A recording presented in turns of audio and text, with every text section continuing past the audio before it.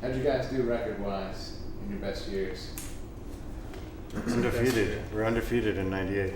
98. Junior year. Is that the New England Yep. playoffs? Yep. Tell me about that a little bit. Tell me about that season. Go ahead, Mike. You remember the most. That's right. It was a great season. I mean, we did. I mean, I especially remember going up to Binghamton the last game. We went up there. I mean, we left at like 6 a.m. on Saturday. Went up there like 2 hours. That was the game we ended up losing, but we had a great year. We had a great team. It was great because it was a good combination of the year ahead of us and then us. It was a great team. We had a good, solid position players, and it was a great year, and we had a lot of fun. So it was definitely a good year. You guys can contribute anything, or? It was a great year, Mike. If I remember correctly, both of you guys got sought out after. That was after the New England championships. We beat Williams and Colby up at King College. That was one of our few away trips that we actually. That was where we actually secured the spot in the Northeast Finals to play Binghamton, where we ended up losing in that sloppy mess. They were seeking Christian Post as the all-star jumper in the lineouts, and I don't know what I did in that game, but to be part of the New England All-Star team, which was kind of cool. We couldn't play though because we didn't have cars and we liked to drink too much. No, that too. But we went to the tournament, so yeah, we went on. Yeah. So I'll start. I really wanted to join the club because I played in high school. I love playing rugby. It was the sport for me. I thought the camaraderie. I just love playing. When I got to Fairfield, it was a lot different playing college rugby than it was playing high school rugby. It wasn't, I would say, practices weren't as regimented. We didn't have to work out as much, but you still had to show up on game day, which was how you were going to get the starting nod. That's how you were actually going to play. I loved the brotherhood that I experienced when I came to play at Fairfield. That's what sold me on staying on the team. Yeah, it was great. I remember I came second semester to rugby. I remember I played football and tennis, of course. That was a big one. You played tennis? I did, yes. Very good. I played football in high school, and then I got to college, and I didn't really want to play anymore because it was just too much of a effort. And I was a guy who was a senior. Actually, went to my hometown. And was like, "Why don't you come out and try to play rugby?" So I came out, loved the sport immediately, started playing, and great group of guys. It was Joe Ryan, actually. I guess class of 96. I think 96. Yeah, good guy. He was from my hometown, and I actually went to school with his younger brother. And he's like, "Why don't you come out and play? Try this new sport." Loved it. It was offsides every single play, but got yelled at by Dufell many times. But it was a great year, and I stuck with it because it was just it was different than Fairfield in the aspects of it was that camaraderie that we didn't have at the school. You're at a new school, you're with a different bunch of people, and it was a great, you had that team aspect of it, and I didn't have much of that at school, so it was great to meet a bunch of good guys. So I appreciated that. Tell us what made you join. Andrew, Pat Tynan, and Kevin Norton, they were my friends, and they had been playing, and they played in high school, and they told me I should come out, and I went out. What would a typical freshman expect on and off the field playing rugby? What would make them want to come out? On the field? No. On the field? You're going to play a lot of B-side, but outside of that, you're going to learn the sport. All the older guys on the team are going to give everything so that you learn how to play on the field, which I think is one of the greatest parts about playing for the team. Off the field, you're going to expect. I don't know. I don't remember much. I don't remember what we're doing. Tell me about the social aspect. You directed that correct question. No. I feel like I'm in front of the dean of students right now. That was junior year, right? Social experiences Social experiences? Yeah, I mean, I remember was getting in a lot of trouble. I mean, I remember being taped, had my hand taped to my face. I remember, singing some songs. I remember, just. I like the picture of dog food that you guys had to drink. Yes, there was dog food, Fruit Loops the night before. The meal before in the campus center. A lot of beer drinking, not much socializing at all. Just kind of like sitting in my room, but that's all I remember. Freshman year, yeah, that's it. Freshman year, yeah. So during your era, how did it stay organized, and who ran things? Were there back captains running the practice? How did the practices go? Who kept everything? There was no cell phones back then or any of that. How did everybody? We regulated ourselves. I mean, most of us lived in the same few houses, and we were all just a close-knit bunch.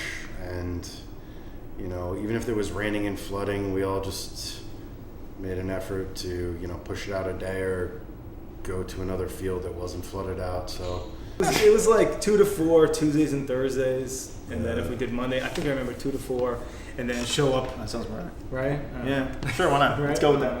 Yep. Twice a week, and then it was Yeah. who knows where we were going to be, but you pick up that house phone, and someone will get the message to you. Get out of class, run down to the field, right? Right out. Yeah, of you're right. That was right before cell phones existed. Bring your bag to class, and if you went, you went. If you didn't, then just show up at the field. And then Saturday, and then Friday nights. Did we do? No, Saturdays. Friday nights was Thursday selections. Thursday selections, yeah. And then we did, Saturdays in the morning at the game. Home games get there a certain time, and then away games get to the bus. It was great. It was great.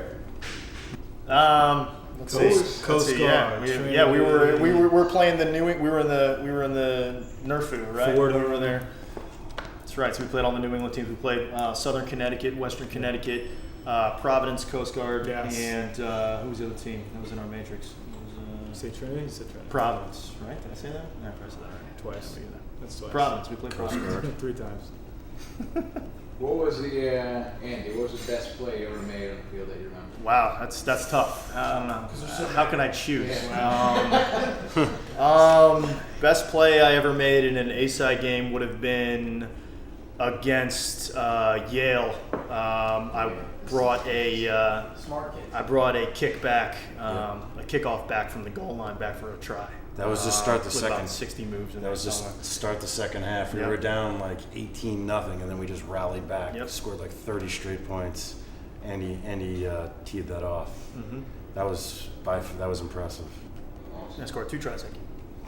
That was a There you great go. game. I scored 75 tries in the first half. It was the last play of the game against South Con, our 98, the last game of the season. We were down by, I think, 3. And tackler was hooking, and he stole a scrum, and I took it. I drew in the flanker, and I popped it out to George, and George, Dave Bay, and Andy took it field long, scored the try, and that was it, and we went to the playoffs. Rybicki? I remember my best play was definitely where we took the ball on the 5-meter line, the 10, and I ran 5 meters, and I put it down for the try at the 5-meter line at home. I'll never forget it. It was the worst thing that ever happened. There was dust everywhere, and I couldn't see it, and I thought I scored. I put it down. Yeah, it was unbelievable. I'll never forget. At home too, and Lukac looks at me in the face. He's like, "What are you doing?" Got crushed. But I'm pacing no. myself, son. Yeah, no, that was pretty awesome. But no, on a serious note, they're just. Mine was never with the ball. Mine was always with You were a scoring guy. Yeah, right. So Tackles. it was never with the ball. It was always helping out, the team. I always helped, enjoyed just moving the rock and moving it along and just, supporting where I could. I wasn't much of a ball player, so, other roles. I'd say the most proud I felt playing on that field was coming back to that field after getting kicked off for a year. So you say we played 4 years. We only played 3 years, actually. Because the Fairfield decided to have a football team for a couple years, which didn't work out too well. They actually kicked us off our field so that prep could play on our field, there were some interesting moments. We had a bunch of meetings with the administration. Kevin Norton basically lived in the administration's office. I think Post and myself also were involved in a little bit of that too. we rebelled our first practice of the year. We had our first practice of the year on Bellman Lawn. That lasted for about half an hour. It was our first practice. There was a lot of puke on that lawn and in the flowers in the first couple, after the first couple sprints of that one. And then we got kicked off of there for, I don't know why, apparently it means something to be up there. And we ended up practicing the rest of the time on the quad in front of Campion. So, it was a good time, but it was a tough year, and we kind of had to practice over at Eli's for a couple weeks. We were kind of moving around, and we were vagrants for most of the year. Unfortunately, for the proud history of Groundfield, but stepping on there next year after all that got sorted out was a proud moment for Fairfield Rugby, I think. We had a lot of good fan support too. I'd say that was really great for us. I mean, we had more fans than the football team in certain games. I mean, we had more fans than most of the teams on campus. It was great. I mean, people would come down. I mean, friends of friends. It was a good time. Everybody would come down to the field, and just coming up on the field and walking down. It's just like I can't explain the feel. It's like coming home to your your hometown and your home field. Like, we had a very good home field presence, like feeling too. So we had great fan support. I think the other teams even appreciated our field and our tradition. Even they were, we never had any major conflicts with any other teams. The fight was the game, and then we, after that it was over. But great fan presence, great support from student body, and I think that was a big part of it too.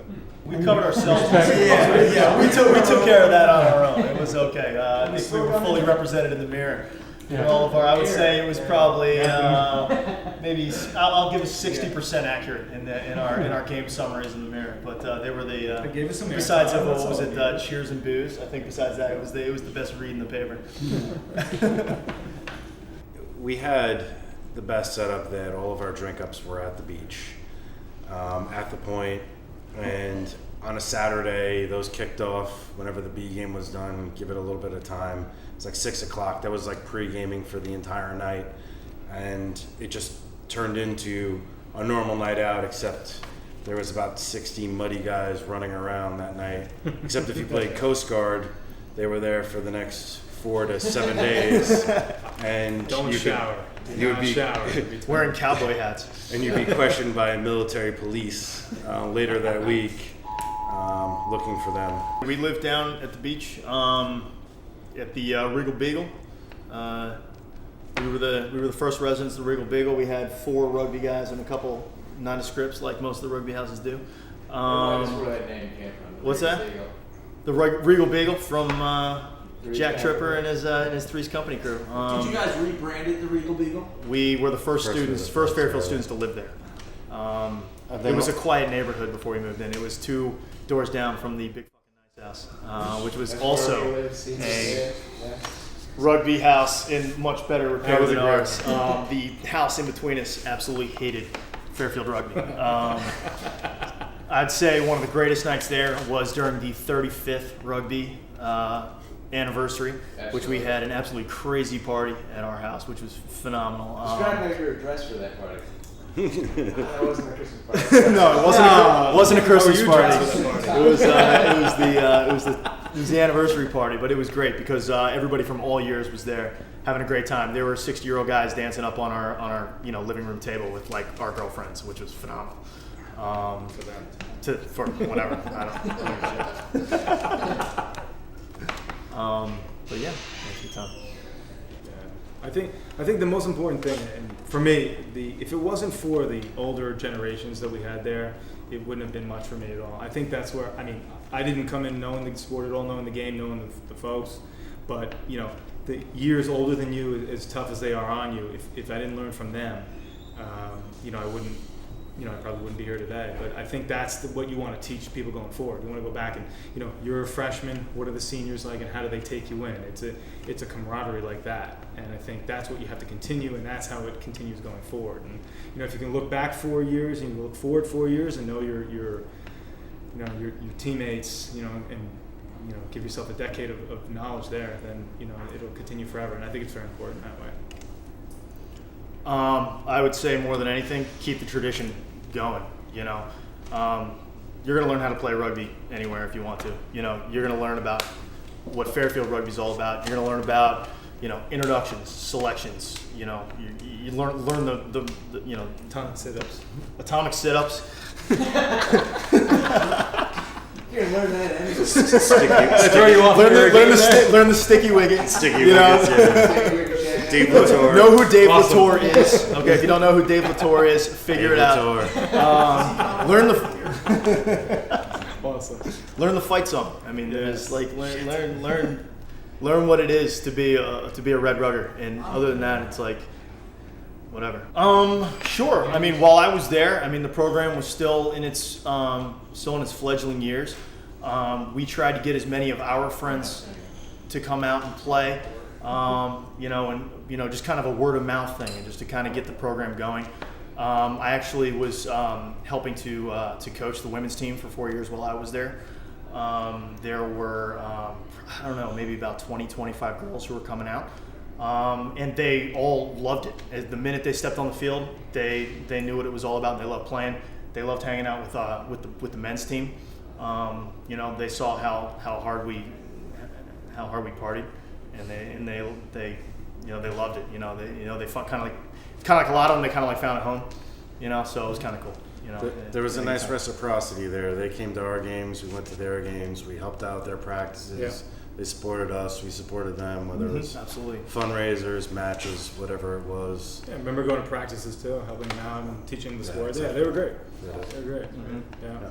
You guys. There's just too many. I mean, I would thank all the guys I played with, especially all the guys who played in high school. You know, Andy, Kev, Patty, all those guys. They had a lot of patience with me, and for that, I'm grateful. Yeah. No, I agree. I mean, I came in knowing, you know, loving to play rugby, but I wouldn't have stuck with it if it weren't for all the guys that I played with when I first got there. You know, Kev, Patty, and Post, you know, were the guys that, like, you know, kept us all going. Yeah, some of the older guys really helped me. I mean, Dufell was great. He punched me in the head a few times, but he was great. Sordella was great. Houston was great. Baumstark really taught me a lot too. So a lot of those guys were great. Hammer, you know, as much as he could help, but without yelling at people, he was great. But those guys really taught me. He was the sport. very pure. Yes, very right. Yeah. Right. Very pure. He wore a lot of white.